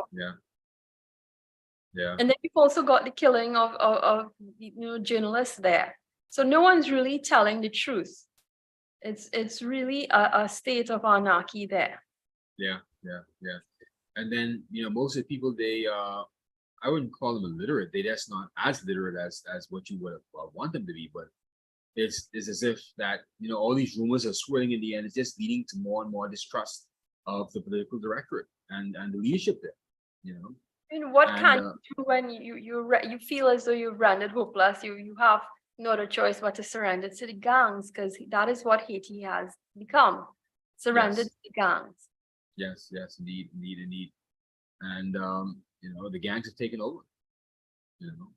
And that's just sad. And a sad state of affairs. And then there's no judiciary. There's no one to really, enforce the law there when it comes to ensuring that some kind of justice is meted out. Anyone looking for some kind of reprieve, it's nowhere to be found in Haiti. No. Can't be hitting the nail around the head, man. Hitting the nail around the head. There's no bomb in Gilead. It's really sad, and I think as a Caribbean people, now I am for the Caribbean, and I think if we really were to talk and embrace our neighbors, I think the Caribbean really, even though we have our own issues on each island, we're seeing ourselves come together in areas in agriculture and energy security, agriculture, energy with Irfan Ali and Myanmar Motley leading the way there. What about security? Because that is part of our defense strategy there. That's part of our CARICOM's defense plan. Something needs to be done there. What are the talks? What are they saying? What can be done? Because we've got each secretariat within the CARICOM that can speak to this. Yes, so we need to put on our thinking caps. We need to really come together and put the boots to the ground. Yeah. I had a former really are concerned about Haiti. They ain't, Kim. Yeah, we started off. They're not. This is just something that they say when they go to their fancy dinner parties, man. They are part of CARICOM. I think they have their partial member of CARICOM, or are they fully embraced since what 2000? 2001, yeah. They're a member of CARICOM. Right. So, if we really were to keep to being our brother's keeper, so this is my take. And, supposing Haiti were to sign up to the CSME, then you'd really see a more free movement. But they have, but Bahamas has not signed up to the CSME. No, no. I don't think we ever will actually. And I mean, yeah, you would surely see a lot of people flocking to Bahamas. And Yeah. then you all will have, you all might say something because in Trinidad, we've got the Jamaicans coming in. But I Mhm. mean, in Barbados, we also have our people. I mean, our people are free to move Yeah. throughout the Yeah. region. And that's what makes us one, you know? Yeah. Indeed. But I don't think the Bahamas are ever going to sign up with CSMA. We just don't want that influx of immigration. You can imagine now 100 Haitians coming in the Bahamas every hour, every other hour, every other flight. Bahamians will shit. They will shit bricks. But I Yeah, they mean, will shit. Haiti has not signed on to that as yet. They have not signed Mm. on to CARICOM's free movement of labor and anything like that. But if Bahamas were to do it, what's the benefits for Bahamas? I mean, Nothing. I think you all will, and no, I think you all will expand your school of thought and academics, you know, when it comes, I mean, your educated pool of Really? people. You want our education system? Really? You want this? Everybody in Bahamas is a lawyer. When you ask Uh, what they study, I mean, everyone knows the law there. Everyone, I mean, when I talk to anyone from the Bahamas, so what did you study? Law. yeah, Everyone's a lawyer. Your next yeah, door neighbor is a lawyer. yeah. We got them all on every street corner, man. And Um, actually, I'm studying law now too. Actually, you see, to be honest with you, yeah. And because that's the only thing they respect here, Kim. I did not want to do law, and it fell in my lap, and I'm struggling trying to finish it, man. I'm really struggling trying to finish it because I think it's worth it. And it's beneficial to it would be beneficial to me for my career. And actually, I have grown to respect lawyers a lot more after going through this program because I just thought they were a bunch of blowhards and they were a bunch of arrogant pricks. But now I see that they have to be because it's a lot of hard work. It's not easy. I hope I graduate, and I think I will graduate and go to law school, but it's a long road, man. It's a long road. And it's already affected my relationships with people. A lot of things I want to do, I can't do. A lot of people I want to see, I can't see. And things I just thought I could have done up and do when I wanted to, I can't do because I have to study, I have to go to class, I have to read. It's a lot of reading. It's a lot of reading, man. But I yep, think it's going to be well worth it to take care of my family in the long run. If I take the sacrifice now, if I take this heartbreak now, this heartache now, that'll be beneficial for me, I think. Because it's the only thing we respect here in the Bahamas is lawyers, accountants, and doctors. You can have any other degree you want, but those accountant, three degrees, lawyers, accountants, and doctors. lawyers, and doctors. In my experience with Bahamians, I mean, when you all have a lot happening among the islands there.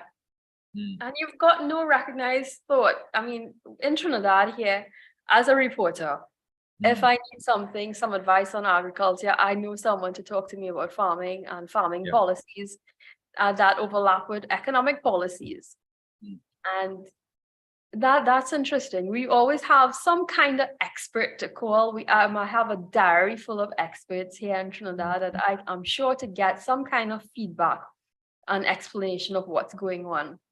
That usually challenges your status quo. That usually challenges your policies, the framing of your policies, and the way your parliamentarians look at things. So, I mm. mean, going outside of law, you need other things that would supplement the growth of your economy and, you know, avenues. I mean, you look at sport, if something is happening in a sporting arena, you Mm. want someone to talk about the business of sports, the business of Yes. agriculture, you know.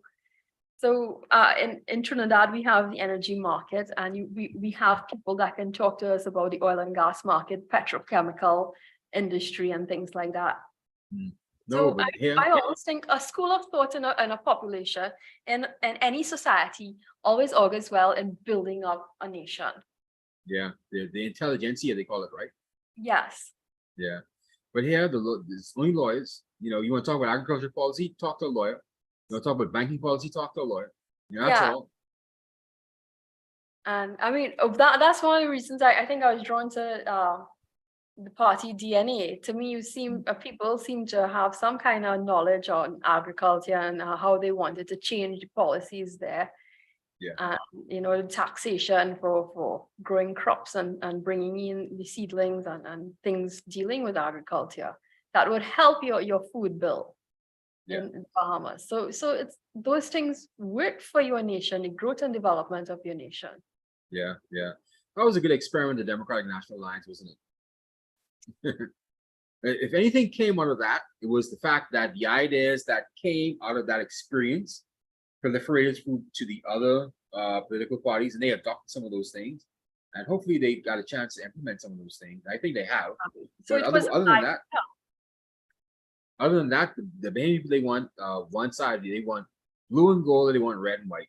They want FM, or they want PLP. And that's really what it is. Yeah, that's no different than any other country, actually. You know, the Democrats or the Republicans, you know, liberals or the Social Democrats, you know. That's just how it is. You know, PNM, UNC. Yeah. And it's the same thing in America. You've got the Republicans and you've got the Democrats. Yep. You know, that two-party state usually it can be the demise of a nation. Yeah. But yeah. you know, you often see the challenge. I mean, we saw the operationalization of a new thinking in the way the People's Partnership government brought about change. You know, just me thinking of how they did things when it came to education. It was a challenge for some, but the Congress that came about through the Congress of the People. That's why, you know, the Congress of the People was a party that actually brought people from both PNM and UNC that were fed up of the other side. And they wanted to, and when you looked at the Congress of the People, you saw the intellectuals, the professionals. And that's what I saw when I looked at the DNA. You know, you see the professional thinking society, you know, that can really, you know, they're not looking at the gutter politics of the day. They're looking at the bigger picture of developing a nation. Yeah, I think that's what we need. Yeah, that's what we need, but that's not what the Bahamian people wanted, you know. And it's a big gap between what people need and what they actually want. And we want the rallies and the pom poms and the couple dollars in the t-shirt, you know. We don't want to talk about policy. We don't want to talk about these things, you know. You know, it's very rare that you have someone talking about issues rather than, you know, talking about Perry dancing. Yeah, the Perry shuffle. Oh Lord, let's not go there. Let's not go there. Like, because to be honest with you, I don't want LimeVibe to be anything about Bahamian politics at all. At all. I'm liking to regional politics. Yeah, let's talk about the issues. We can talk about the Africans all day, but nothing to do with Bahamian politics. Frankly, truthfully, I don't care, to be honest with you. I mean, I work in the media here. Yes. I go to cabinet every Tuesday. I went under the previous administration. I'm going under the current administration. I could tell you the truth, Kim. I do not give a fuck what they have to say. I do not care. I do not give a fuck what they have to say. I do not care. I really do not care. I do not care. I do not care. I'm serious. I do not care. They could say anything. They could say, oh, McDonald had a farm. I do not give a fuck what they have to say. Nothing.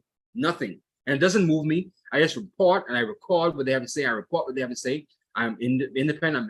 Well, you have graduated from politics into media. The Fourth Estate is a bipartisan position. You have to be, you have pick to a side. Take ground. Yeah, of course you do. I'm a news reporter, and we have to report on both sides, and there's the pros and cons on both sides that you need to speak about. Yeah, yeah. In Trinidad, you know, people might label you as being UNC, especially if you're here as this text here, but it's not that. Yeah, that's true. I'm neither for or against. And I want to see what I am about to see my nation improve. For the better. I honestly, in my opinion, you know, just like how you've seen the change of what has happened between, you know, Philip Brave taking over with Perry. In Trinidad, I believe if things were to change, you know, I look at what had happened under Manning's rule and Raleigh's rule. I for one think if someone else were to take over the PNM party, I think we would see something different in the progress of our country. That's just why has Raleigh become so polarizing inside Trinidad? I think he has said some things that were pretty harsh and not becoming of a statesman or prime minister. And it stems from Manning saying the famous words, calling him a wajang. Yeah, a wajang. What's that? And it's a downright gutter person. Okay. And a low-class person, you know, and when he speaks freely, he does not care, and he speaks very harsh, and we have not seen a really sympathetic person With Manning, we saw someone, we felt as though he cared, you know. They even likened him because I guess of his extensive term in office. They likened him to being the second father of the nation at one point in time, Really? prior to Manning his demise in 2010. was cool beans, man. But didn't he call Raleigh a raging bull? Yes, and he spoke about it in Parliament, and everyone says, "Well, Manning warned you people, you know, Manning gave us." Yeah, I hear it turn out all the time. Yeah, I hear it turn out all the time. Yeah, yeah. You know, but Raleigh isn't anything to me. But but then again, I'm not living in Trinidad, so I don't know, right? But here, I mean, we've learned to go with the flow, and you just make your living here in Trinidad, and you go yeah, about your business.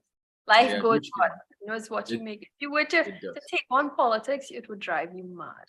Yeah, of course it does. Like And I because listen to some of the people here in the media call here. Oh no, we have to take so and so. Oh, we have to 5 minutes. Oh, we have to pay them down. Do you really care? Do you really care? I mean, just report what they say. If they don't want to talk to you, they don't want to talk to you. Leave them the fuck alone. You know, but you're not going to squeeze information out of stone. You're not going to squeeze information out of anybody, somebody who doesn't know about. Leave them alone. And then when they're ready to talk, they have something to say, they'll come to you. But I see, I listen to them. I sit there. I said, "Are you really serious? Oh, we have to chase him down this. Oh no, he have to talk to us on this. She have to talk to us on this. Oh, he has to say this. Who cares? Who cares? Who cares? Nobody cares. I don't care.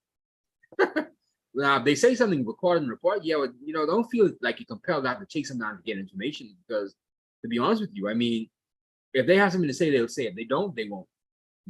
And just take what people give you, man. That's my take on it. That's how I approach the media. Take what they give you. take what But yeah, take what they give you.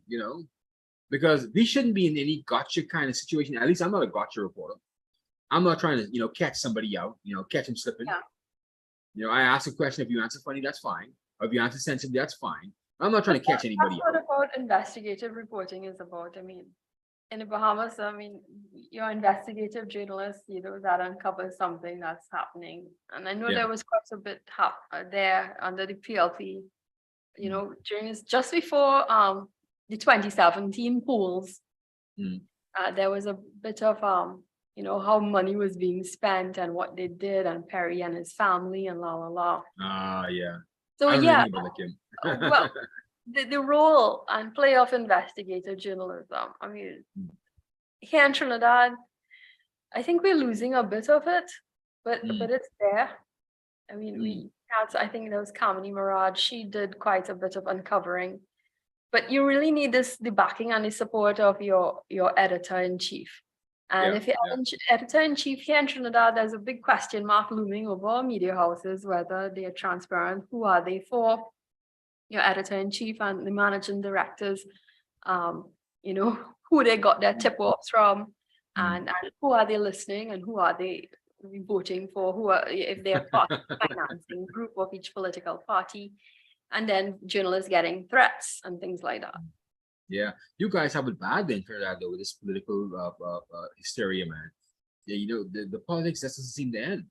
I'm in the Trinidadian group too, actually, and they just can't keep going back and forth. It drives you mad though, Kim. I'm serious. Doesn't it drive you mad? Yeah, it does. I mean, every day there's something new. I mean, as I spoke about Trinidadians having a 9-day wonder memory, today it's this item. In 9 days, you'd hear a different tune, something new to capture their thoughts and thinking and their conversation. Yeah. That's sad though. Anyway, wish them all the best. We strayed away from Haiti once again. I think we will talk about the CSME and whether, gravitate. How is it going to impact? But I mean, what's really affecting Haiti too? Haiti has, when we talk about corruption in the Caribbean, in the world, they actually rank 171, out of 180 countries. Wow. And corruption, they have to weed out that. They have that high perception of corruption.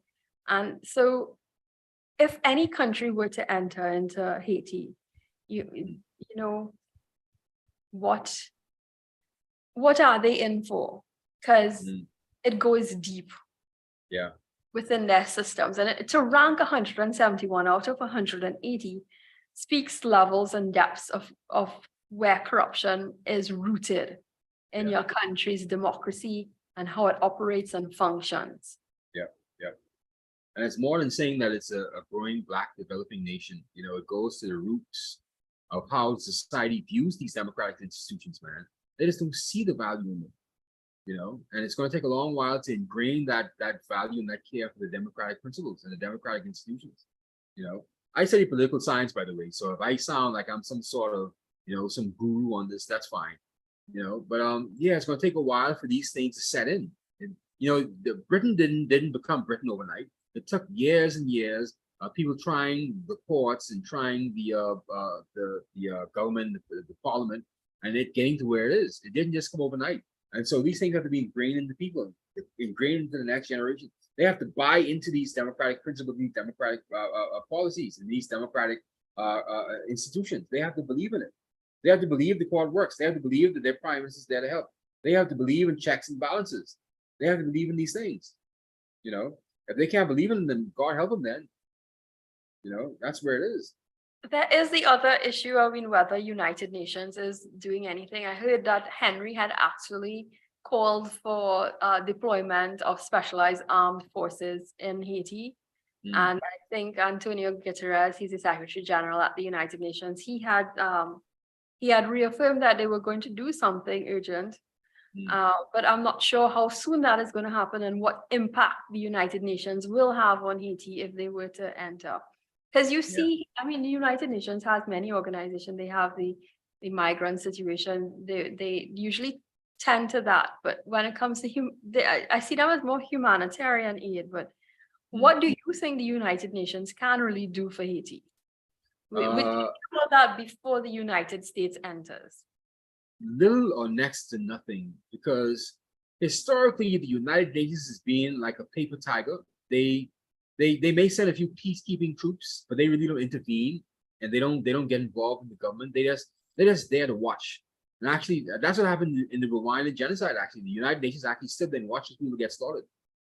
And so it's not because of any fault of theirs. That's just the way the United Nations has been set up. They're not set up to be a police force or a military force that's going to intervene in these countries, going to invade the country. That's not how it's set up. And I think they would have been there. I mean, as a humanitarian organization since that was 2010. And I think they were even there before that. Yeah. But see, there's only so much bags of rice and bags of flour can go, you know.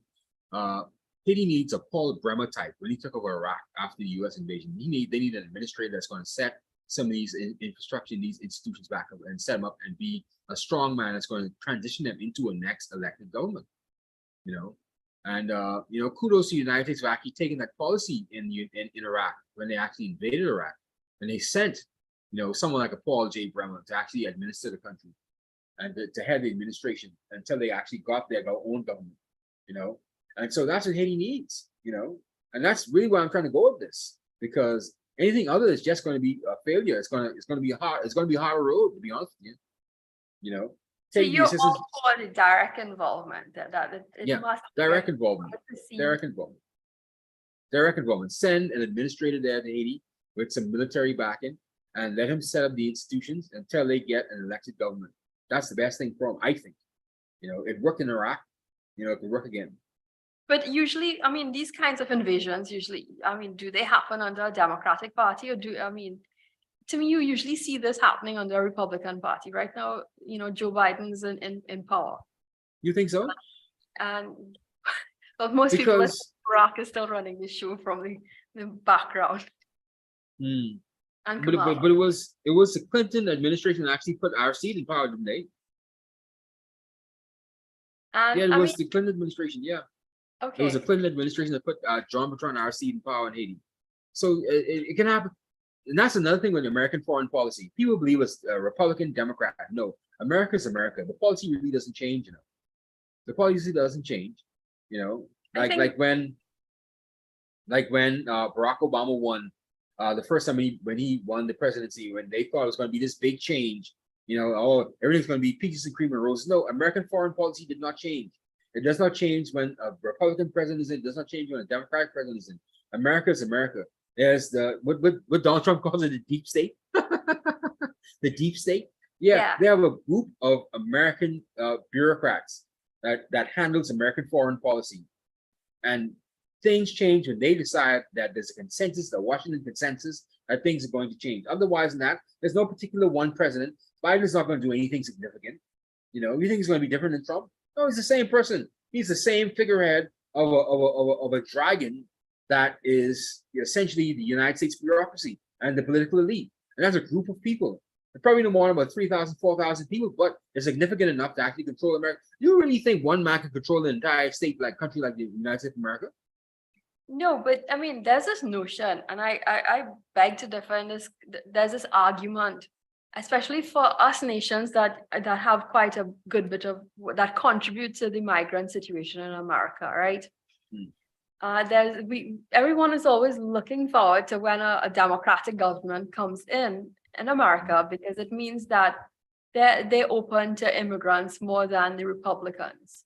And if we were to be honest too, it seems like that is their solution for whatever is happening. They invite you all to come, basically. Kamala Harris has gone down as that being her first step. And the Republicans attributed to, she's saying, oh, the border is open at Mexico for everyone to come in to America.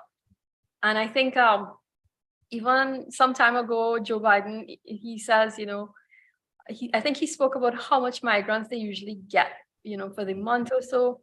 And that's just through the official channels. What about those coming in, underground and things like that? So when it comes to policies, you see, to me, there's this notion that immigrants are more welcomed under a Democratic Party rather than Republicans. And that's usually. You want to hear something, though?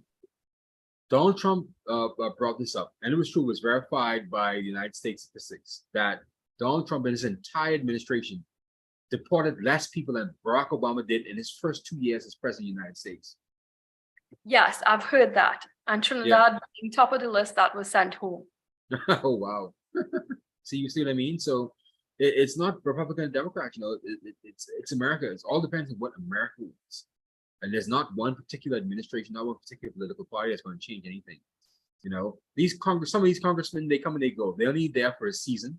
And you have to look at the guys who've been there for 20, 30 years now, like Chuck Schumer's.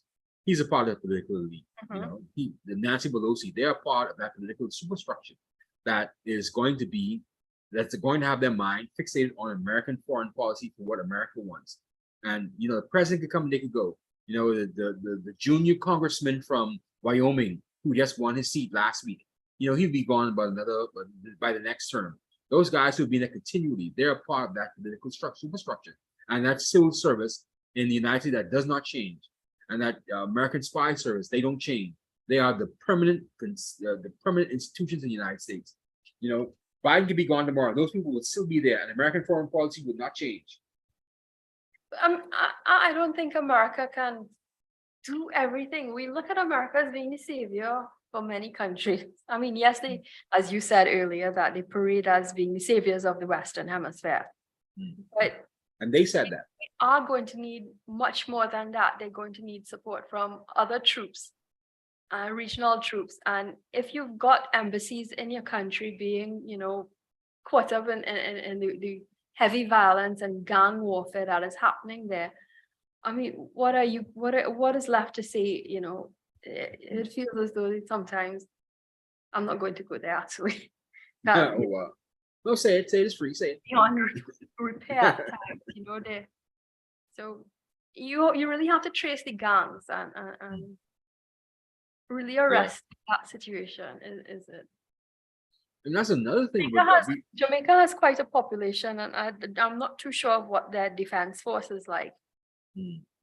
But I mean, what Holness is saying about intervening. So that's a neighbor that has a good population. Man, Holness has problems getting Montego Bay under control. He doesn't want to go into Haiti. Yeah. He's in They've control got of their most of own the gang Barbados. warfare there, you know. Yeah, yeah, man. He got his own problems. He say you want me to go into Haiti? I have to secure Trelawney first, man. I have to secure Kingston proper first, man. I'm not going to no Haiti. I don't blame him either, But I think the last time that United went, they did carry a Caribbean coalition. They had some defense force officers from the Bahamas. They had some from Jamaica. They had some from Barbados. They had a Caribbean coalition that went there and they helped to set John Bertrand Aristide up in Haiti. And Yeah. so that may be this. I don't mind that either, actually.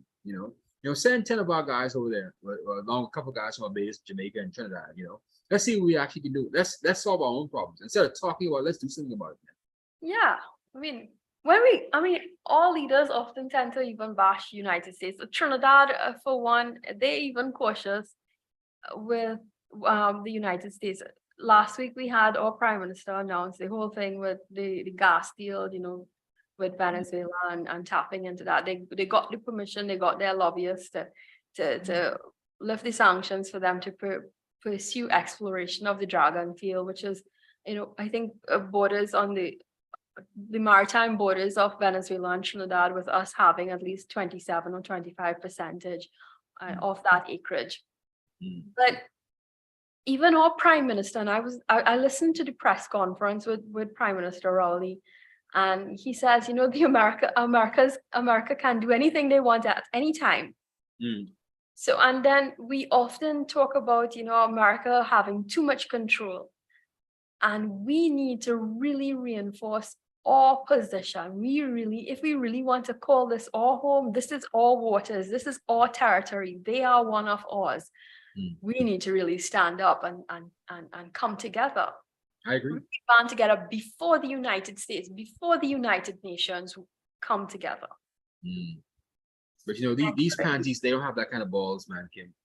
I'm telling you, man, they like to go to the quicker get someone from Chile or Nicaragua, go over there. Or Brazil, actually. The guerrillas go over and take over. Probably that's what's happening, because when we hear with Colombians, when you see the guys that are being arrested for these crimes in Haiti, you look at it, it's changed. Yeah.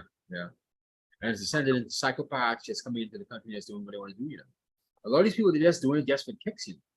They love the bloodshed. They love the chaos. They feed off the chaos. That's where they get their kicks. There's nothing else to do in their country. Their country is turning relatively peaceful now. Let's go to a war zone. Let's shoot fish in a barrel. That's the psychopathic mindset. And we have a few of them out there, man. These thrill seekers, these merchants of war. These mercenaries that have nothing else to do, and they're going to take advantage of Haiti. And that's what I'm seeing. I'm glad you're seeing that as well, because these gangs, they're led by psychopaths, man, and they don't care. They have to be crushed. They have to be crushed. Decent people need to come together. They need to crush them. And my thing is, the Caribbean countries, they are not going to come together. So the only other person you can look at is United, maybe Canada. Otherwise than that, they're just going to watch that country continually bleed out and bleed, and innocent people get hurt. They killed their own president, Kim. They killed their own president, or they had him killed.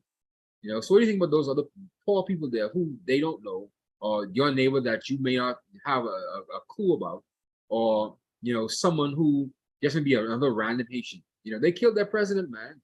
They don't care about life. So if you're going to wait on the Caribbean coalition to come together and do something, you're going to be waiting a long while. And my thing is, right, at the end of the day, how many more Haitians are going to die? How many more have to die? Another 1,000. Comes together, and I think it's your territory. They're coming together in Bahamas, and Brady is now a CARICOM chairman. And so I think, I'm not sure if that Marshall Plan that you hear is going to come up in discussion when they convene next week. Most likely. Mia Motley is leading that.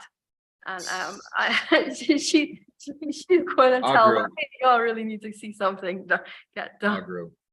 Our girl, Mia Motley. I would like for you to get an interview with her, I would like for you to do a sit down with her for the LimeVibe podcast. You think you can get that sorted out? I mean, when I was there with CARICOM, one of the younger persons got to interview her while I got to speak to Guyana's Irfan Ali. So she is quite she is hands-on, but she's become this Caribbean enigma sort of, personality right now. We'll see. Perhaps when she comes in the Bahamas, you can probably grab her. Yeah, most likely I'll be busy with some other stuff too, though, because I do the business news here. That's not my field. But if I have a chance, I'll take it. She has the Bridgetown initiative that is being championed. The Bridgetown initiative talks about the financing aspect, what they're doing with World Bank and challenging these financial institutions that have existed for so long. Yeah. So I think you have that avenue and that window for discussion with her. Yeah, I think so. I like to meet her again. I met her before, I was in Barbados about, I would say 6 years ago. I met her and I knew that's when she was in opposition. I knew she was going to be the prime. I knew she was going to win I knew she was going to win the election, because she spoke after Chris Sinclair. Chris Sinclair, he was former, I think he's former finance minister, right, in Barbados. Chris Sinclair. And, Chris Sinclair got off the stage, and when Mia Mottley came on, she had a rousing standing ovation before she got on and after she left. I knew the people were on her side at that particular point in time. We were at the Hilton. There was some kind of, it was a conference for the public servants. And, people loved her. And they still love her to this day. Mia Mottley. Everyone knew she was going to win. That's no secret. That was no secret when she won. But my thing is, I don't think people believe that she was going to actually deviate from the policy and the platform that she actually campaigned on. That's one of the things I think people were shocked with, because, she didn't mention going to the IMF in her platform. Did she talk about that? I read the platform, the platform never talked about going to the IMF. But look at what the IMF has done for Barbados. And when I speak to Mala Dukran, she said that the ability to work with their policies, and that's how you achieve the change. IMF has often been seen as the boogeyman in the region. Yeah. But you're seeing a change and with how you work with their policies and what they're doing. I think an understanding is coming about with these financial institutions, and she is challenging that status quo among these big financial institutions that, hey, we need security, financial security. We cannot be, continually be in debt and bringing us down when we have to fight all these challenges when it comes to, our development. We are still developing nations. We're also small island developing states. So we're faced with other challenges that sometimes cripple us. Hurricanes cripple us. Yeah. If you talk about the IMF here in the Bahamas, they would throw rocks at you, man, because there's no way that we would want to go on an IMF program. Actually, we are borrowing about $184 million from the IMF right now, and from the SDRs, the special drawing rights. Yeah. And it's not really a loan, it's just, taking advantage of what the IMF put out there for the COVID-19 pandemic. And Bahamas lost their shit. Oh, you're going to the IMF, you need help from the IMF. Oh, our country's going down to you. Oh, you gotta mention IMF in the Bahamas. They throw a rock at you, man. We're not no IMF, country, needy country. We're not no basket cakes. We're not Haiti. Key to it is really, working with them to tailor specific policies. And I think that is rooted in your political fortitude to stand up to the IMF, speak to them, say, this is what we need, how we're going to do this. We're not going to put generational debt on our people, and that we need to uplift our people at the same time. Yeah. And I think that's what Mia Mottley has achieved with with that, and what she hopes to achieve with the Bridgetown initiative. And we're going to see it expand to the Caribbean region. We're going to see it work well. Jamaica is following in the footsteps of them. And what other country has followed in that footstep? But we have deviated once again. Oh yeah, I know. But that's an interesting topic though, because we could talk about that next time though. Yeah, I mean, that we go back to the issue of CARICOM really standing with its brother. And someone had said something, we can no longer stand by and watch Haiti be that sick person of our Caribbean. Yeah. And it's time that we really lend support to carbon issue. I mean, God forbid, that kind of situation happens here in Trinidad, and it's not far from our imagination. Oh Lord, I hope not. And You guys speak English. what's that? I say you guys speak English. That's not gonna happen. You guys We speak English. Yeah. But yeah. we will want that support. God forbid that happens to you guys in the Bahamas. You're going to want that support. So let us put ourselves in Haiti's shoes in a sort of way and say, hey, they're crying for help. Let us do something to help, restore that stability and see and really showcase what they have and bring it back to that, bring it to some level of prosperity, because they have a vast wealth of culture and many other things to share with the world. And if we look at it in that manner, we can see Haiti be restored. And to stability. Do it for griot at least. Do it for griot. Do it for a good plate of griot and pickles. The first time I had griot and pickles, man, my mouth watered. I love griot and pickles, man. Oh, that pepper cabbage is absolutely astounding, man. That's their dish. And I had creamus the other day. Creamus is something like punch the cream. Punch the creme. Yeah. Punch the creme, yeah. It's like a white liqueur, like eggnog or eggnog. Yeah. It tastes fantastic, man. So yeah, they have a lot to share. I'm talking about food, but I know they have a lot more to share, right? So I'm sorry. Yeah, we just kind of continue that Haiti to slide down the barrel. I mean, it's how many more people have to die? How many more people have to die in Haiti before we do something about it? I mean, my how many more? For the innocent people that are there and they can't get out of this nightmare. It's truly been a nightmare for those living there and being under the tyranny of these gangs. Yeah. There was this issue where a few weeks ago where they were withholding gas supply. Yeah. Oh yeah. They had to free the petrol stations. Yep. They had their blockades up and you couldn't get into some parts of part of Spain. It's gone, man. Yeah, it's gone. It's gone. There's no semblance of democratic order. It's gone. Ariel Henry has failed. I think he is quivering. I mean, any leader in that position cannot stand alone. They need support. Yeah, he does. He needs American support. I advocate for American intervention into Haiti. I advocate for that. Perhaps the entire world should get behind and yeah, we should. And something, it's not going to take a lot, Probably about a troop size of about 2,000, about 30 solid administrators, they could really set Haiti and really stabilize the country. It doesn't take much. We don't have billions of dollars trying to stabilize the country, organize the country. Probably less than about $500 billion, maybe even less than $100 million. And just of aid and support and trying to get that country stabilized. It's quite vast, though, and for that half of the Hispaniola, they cover quite a good bit. Then again, when you look at the sloops that are arriving across the Caribbean, they show up by in the dozens. Yeah. Yeah, they do. That's just a handful. I remember when I was covering news in the Turks and Caicos, I think a sloop arrived with 49 dead bodies, and there was a flight to go back, send back the bodies, repatriate the bodies. Yeah, wow. And they had asked the reporters to come on the plane.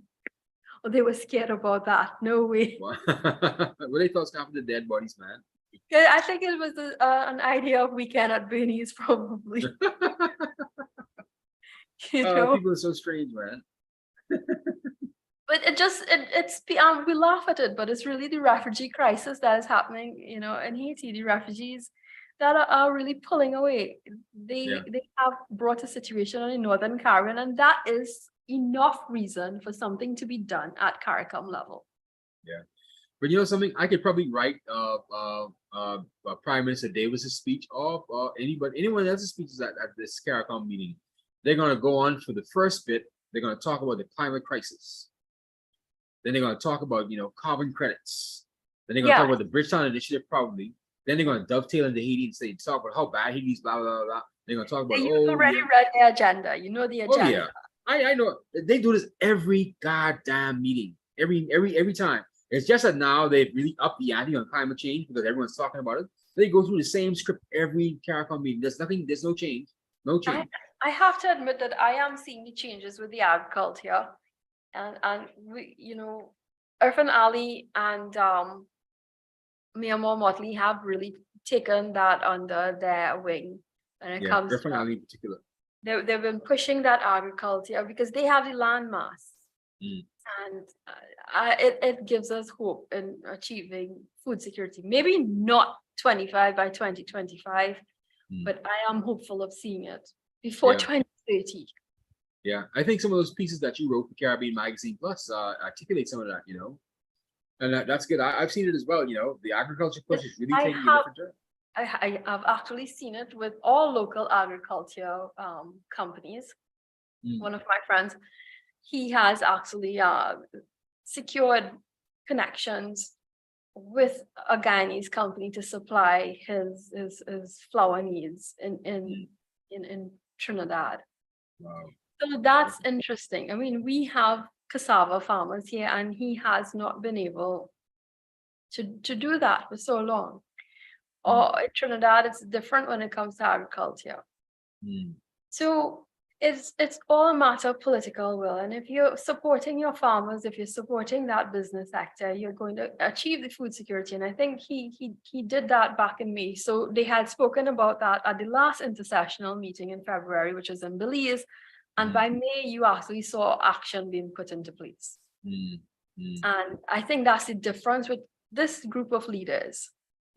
So I'm not going to throw away, the bathwater with the baby when it comes to everything with the CARICOM. You're seeing change. Yeah. It's a good institution. I'm not gonna lie, it's a good institution, but they talk too much, man. Oh, Kim, you still there? Yes, I'm still here.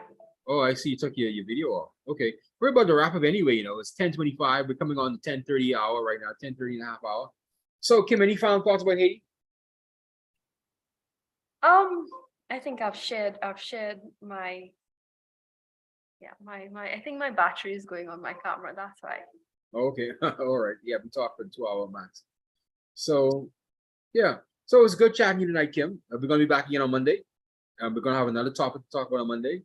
So thank you guys once again for tuning into the LimeVibe podcast. I am Yori Camp, your host, along with our co-host, Ms. Kimberly Ram-Calawan, and thank you for our first LimeVibe Live podcast this Friday night, this February 3rd, 2023. Mark this day on your calendar. We started something fantastic here for the Caribbean region and for the world, actually. So join us again on Monday when we come up with another topic. So we'll see you again. Have a good night. Bye. Let's play outro music now. I see it. Bye.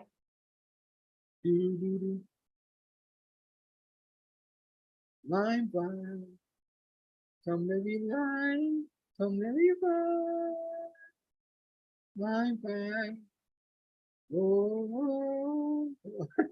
You have music? Thank you. Good night.